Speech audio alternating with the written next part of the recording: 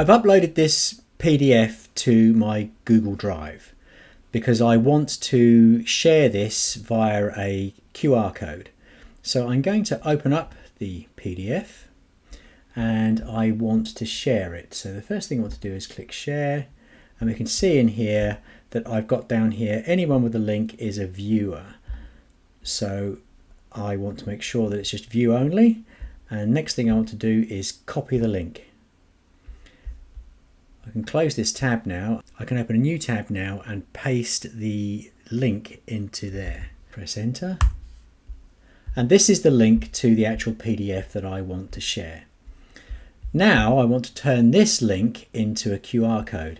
It's really important that you make sure that you have shared it properly before you create the QR code. If you haven't shared it so it's open to view and people have got to log in, your QR code won't work, or it'll just be annoying and people won't open it.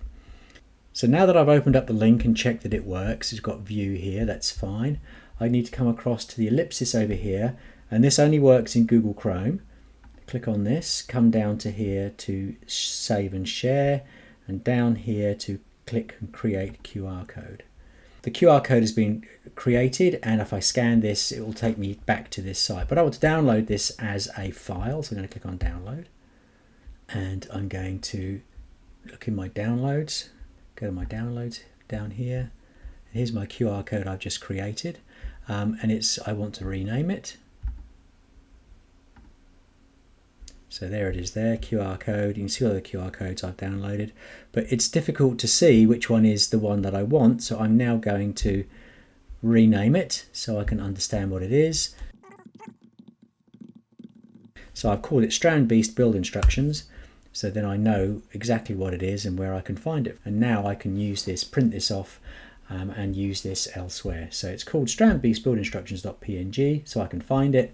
There's my QR code, and the reason why I've done that is that you can see all the other QR codes I've created, and they don't indicate clearly what the content of the QR code is going to take me to. So naming it is a great way of making sure that you can always find your QR code again in the future.